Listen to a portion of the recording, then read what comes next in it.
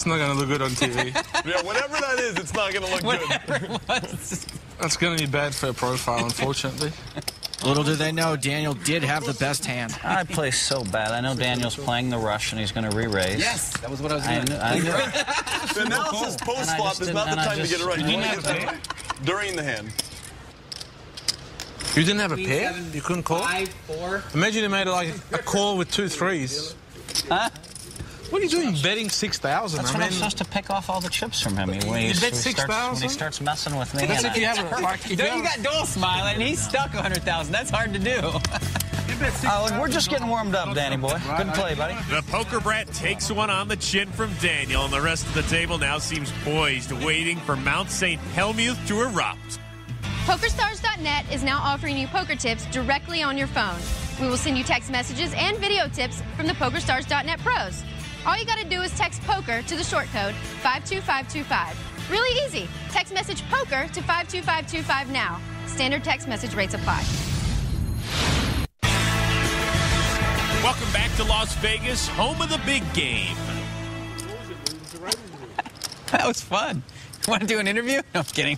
A Kid Poker looks pleased with the result of that last hand against Phil Hellmuth. It was an interesting play by Daniel, who allows us the opportunity to get inside his head. Let's go behind the poker face. So the game has a very different dynamic when you got someone like Phil Hellmuth in the game, because he's going to start limping a lot more than what's typical in a six-handed game. Now, we also had a straddle going on in this game, and he decided to knit up and not straddle, but instead he min-raised to 800 from first position. I decided to re-raise him with 6 deuce of clubs, and then my plan kind of got foiled because Thor Brunson called the button. And I know he's not calling with garbage. Phil Hellmuth also calls.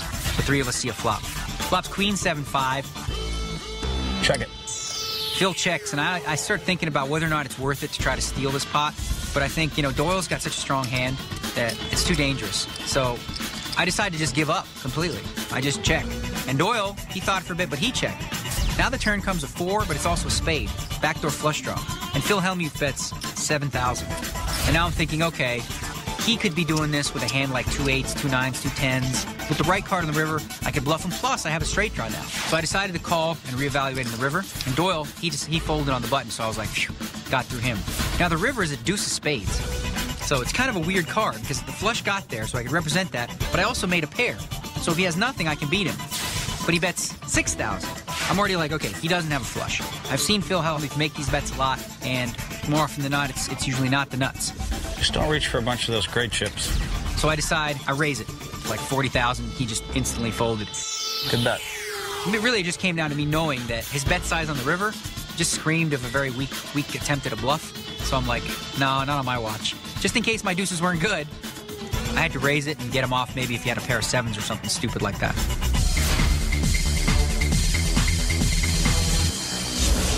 That is a great opportunity to see what the pros are thinking during a hand, and it'll be a regular feature here on the big game. Wonder what Phil thought about it. Now, that's when you could have moved all in there. If you had the guts, the heart and commitment to the game, you move in. Let's just watch for a few minutes here, see what happens. Tony G actually has a point. We know that Phil only had king high, but when Daniel raised so much on the river, he didn't know he was actually bluffing with the best hand. It is hand 56 of 150. Gets going with the Hall of Famer, 7-4 suited.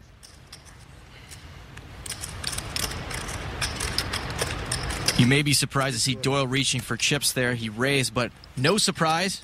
It's our loose cannon's big blind. Locke has folded. Tony G calls. Hellmuth folds. And Ernest Wiggins, our loose cannon, 22. ace-queen offsuit, also makes the call. Another passive play from E-Dub. These guys are having no problem ganging up on him. Daniel Negreanu makes it a party of 4. I know it's supposed to be party of 5, but we just have room for 4 at this table, Joe. There can be any size party, Chris. 4 deuce tray.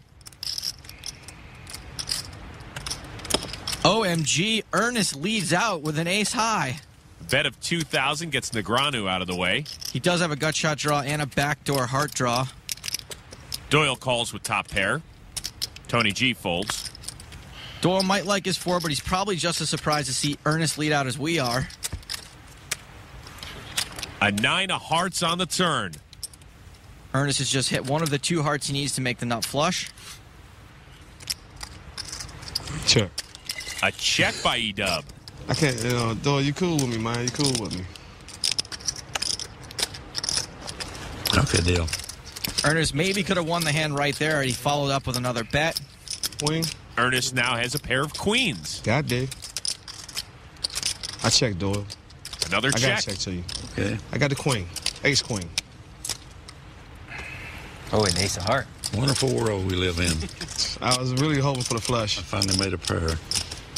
Okay, that's good. The loose cannon gets back on the board, raking in a pot of $13,600. She's going to kill me. What you doing showing your hands? I already know what she's going to say, man.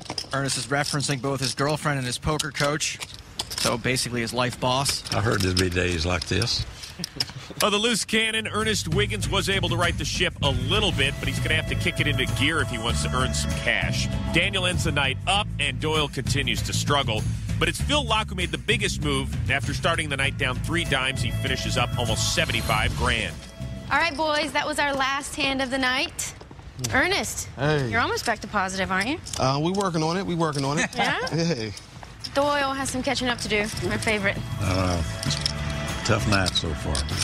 All right, guys, I'm Amanda Leatherman saying goodbye for now. And remember, if you've got the cash and the guts, there's always a seat open at the big game. See you next time.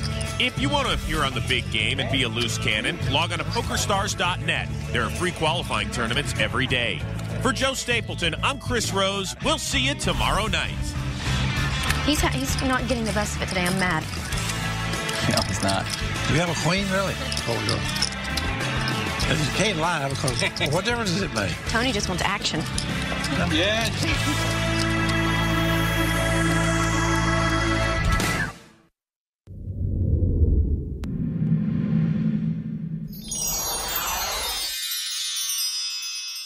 The preceding was a presentation